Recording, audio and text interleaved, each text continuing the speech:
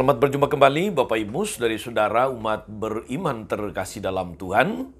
Selamat memasuki awal pekan dengan gembira, dengan semangat. Salam sehat berlimpah berkat. Hari Senin tanggal 15 Agustus 2022, Shalom Agus CSSR mengajak saudari-saudara merenungkan kutipan Injil Matius bab 19 ayat 16 sampai 22. Kita mendengarkan sabda Tuhan. Dalam nama Bapa dan Putra dan Roh Kudus. Amin. Pada suatu hari ada seorang datang kepada Yesus dan berkata, "Guru, perbuatan baik apakah yang harus kulakukan untuk memperoleh hidup kekal?" Yesus menjawab, "Apakah sebabnya engkau bertanya kepadaku tentang apa yang baik? Hanya satu yang baik. Jika engkau ingin masuk ke dalam hidup, turutilah segala perintah Allah." Kata orang itu kepada Yesus, "Perintah yang mana?" Kata Yesus, "Jangan membunuh, jangan berzina, jangan mencuri, jangan mengucapkan saksi dusta, hormatilah ayah dan ibumu, dan kasihilah sesamamu manusia seperti dirimu sendiri." Kata orang muda itu, "Semuanya itu telah kuturuti. Apalagi yang masih kurang?" Lalu Yesus berkata, "Jika engkau hendak sempurna, pergilah, juallah segala milikmu, dan berikanlah itu kepada orang-orang miskin, maka engkau akan memperoleh harta di sorga. Kemudian datanglah kemari dan ikutlah aku." Ketika mendengar perkataan itu, pergilah orang muda itu dengan sedih sebab hartanya banyak. Demikianlah sabda Tuhan. Bapak, Ibu, saudari-saudara, umat beriman yang terkasih dalam Tuhan, pendengar setia Renungan Mutiara Pagi dimanapun Anda berada. Orang mengatakan bahwa sepanjang karya pelayanannya, berkeliling dari kota ke kota, dari desa ke desa, Yesus itu adalah orang yang suka meminjam dari orang lain. Apa maksudnya? Dia pinjam perahunya Petrus untuk mengajar. Dia pinjam ikan dan roti dari seorang anak kecil untuk menggandakannya dan memberi makan 5.000 orang. Dia pinjam sinagoga untuk mengajar. Dia pinjam keledai untuk masuk ke Yerusalem. Dia pinjam rumah orang untuk makan bersama dengan para muridnya. Dan pada akhir hidupnya, dia dikuburkan pada kubur pinjaman. Saudari-saudara, Yesus praktis tidak punya apa-apa. Dia hidup dalam pengembaraan yang mengandalkan kebaikan hati banyak orang. Yesus tahu bahwa setiap orang yang ia jumpai sudah dikaruniai sebuah hati yang rela berkorban.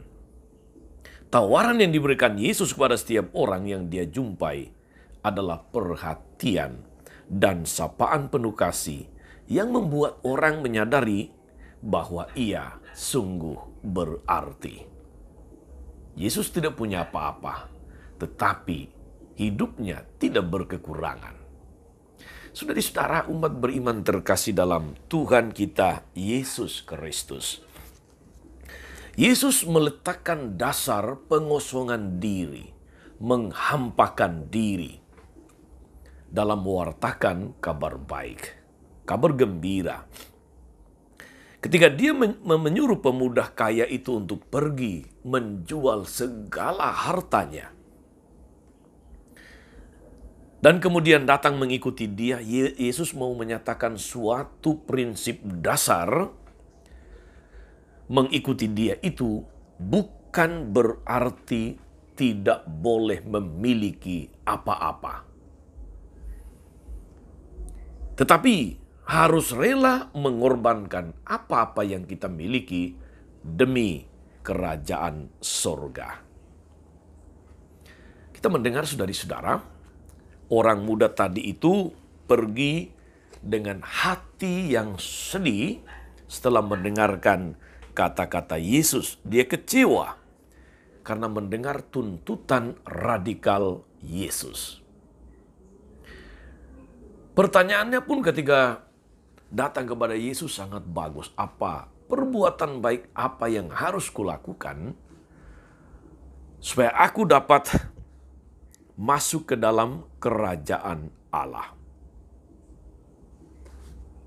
Dan Yesus, kita dengar, mengatakan kepadanya, turutilah segala perintah Allah. Dia pun masih bertanya perintah yang mana? Dan Yesus menjelaskan intinya 10 perintah Allah yang diwarnai oleh perintah kasih kepada Allah dan sesama. Dan bagus sekali saudara-saudara, orang muda ini mengatakan, semuanya sudah kuturuti sejak masa mudaku. Apalagi yang masih kurang? Ini pertanyaan yang menarik. Semuanya sudah kuturuti, apalagi yang masih kurang? Saudara-saudara, umat beriman terkasih dalam Tuhan, tentang kalimat pertanyaan orang muda ini, seorang teman pernah berkata, ketika dia bertanya, apalagi yang masih kurang?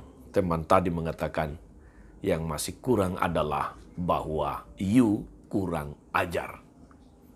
Saudara-saudara, umat beriman terkasih dalam Tuhan, orang muda itu pergi dengan sedih dan kecewa karena hartanya banyak. Artinya memang dia mempunyai kelekatan yang luar biasa kepada harta. Dia tidak memiliki pengosongan diri. Padahal apa yang dikatakan Yesus itu justru adalah pedoman supaya dia memiliki kerajaan Allah. Tidak hanya memiliki harta. Nampaknya dia seorang pemuda yang baik. Segala perintah Allah dia tepati, dia lakukan. Karena itu mungkin juga dengan sedikit sombong atau bangga dia mengatakan, semua sudah kulakukan, apalagi yang masih kurang. Pertanyaannya, kalau semua sudah dilakukan, mengapa masih bertanya kepada Yesus? Perbuatan baik, apa yang harus kulakukan supaya aku memperoleh kerajaan sorga atau memperoleh hidup kekal? Perbuatan baik apa? Saudara-saudara, umat beriman terkasih dalam Tuhan, sebagai pengikut Yesus kita diajak untuk mengosongkan diri. Mengosongkan diri bukan berarti tidak punya apa-apa, tetapi tidak melekat pada apa-apa yang bersifat duniawi. Dan apapun yang bersifat duniawi, senantiasa harus siap kita bagikan kepada orang lain supaya menjadi berkat bagi mereka juga. Disinilah kita ingat saudara-saudara, Yesus pernah berkata, di mana hartamu, di situ hatimu. Maka tugas kita adalah mencari sorga, sebagaimana pertanyaan orang muda tadi kepada Yesus. Betul. Mencari sorga. Tapi bagaimana caranya? Turutilah perintah Allah. Ada satu kalimat yang bagus dari C.S. Lewis dalam kaitan dengan mencari sorga ini. Dan itu juga ada kaitannya dengan dunia atau apapun yang bersifat duniawi. Saudara-saudara, C.S. Lewis berkata, jika kau inginkan dunia, engkau tidak akan mendapat. Tetapi, jika engkau inginkan sorga, maka engkau akan memperolehnya beserta dunia. Saya pikir kalimat ini bagus, benar, bermakna, inspiratif untuk kita. Bahwa kalau kita ingin sorga, ingin kerajaan Allah, maka dunia pun kita dapat. Tetapi ketika kita hanya menginginkan dunia, kita tidak akan mendapatnya. Sebaliknya ketika kita menginginkan sorga, dunia pun kita dapat. Saudari-saudara, umat beriman terkasih dalam Tuhan, moga-moga setelah diteguhkan oleh firman Tuhan hari ini, ketika kita mengawali pekan yang baru, hari Senin, kita diteguhkan, kita diinspirasi, kita disemangati untuk tidak menjadikan apa-apa yang bersifat dunia itu sebagai seolah-olah segalanya. Tetapi mari kita gunakan segala sesuatu yang bersifat duniawi. Harta kekayaan, status, jabatan, atau apapun sebagai kesempatan untuk melayani Tuhan di dalam diri sesama. Semoga kita memiliki semangat pengosongan diri, semangat penghampaan diri, supaya kita tidak melulu kejar dunia, tetapi berharap sorga. Tetapi ketika kita mengejar sorga, dunia pun sudah satu paket. Semoga saudari-saudara, kita boleh melayani hari ini dengan semangat penghampaan diri. Bukan soal berapa saya dapat, tetapi apa yang bisa saya berikan. Bukan soal berapa lama saya hidup, tapi apakah hidupku bermakna. Tuhan Yesus memberkati. Maria Bunda selalu menolong, setia mendoakan kita semua. Amin. Tuhan Yesus Kristus, Engkaulah Tuhan, Guru dan Saudara, sahabat kami. Syukur, pujian, dan terima kasih atas segala berkat anugerah-Mu. Mampukan kami dengan gerakan roh-Mu untuk berbagi dengan mereka yang menderita, yang berkekurangan, yang membutuhkan bantuan. Semoga kami memiliki semangat pengosongan diri ketika kami melakukan segala karya pelayanan kami hari ini, di rumah, di kantor, atau di mana saja kami beraktivitas. Semoga di dalam semuanya itu, dalam segala karya pelayanan kami, nama-Mu semakin dipermuliakan sepanjang segala masa. Amin. Saudari-saudara sekalian, berkat Allah turun atas saudari-saudara, atas mereka yang kita doakan atau kita janjikan doa, mereka yang sakit dan menderita. Segala rencana, karya, dan pelayanan hari ini, Bapa dan Putra dan Roh Kudus. Amin. Tetap sehat, tetap semangat, tetap jadi berkat. Jangan lupa like, subscribe, nyalakan lonceng notifikasinya. Salam 52, Tuhan memberkati.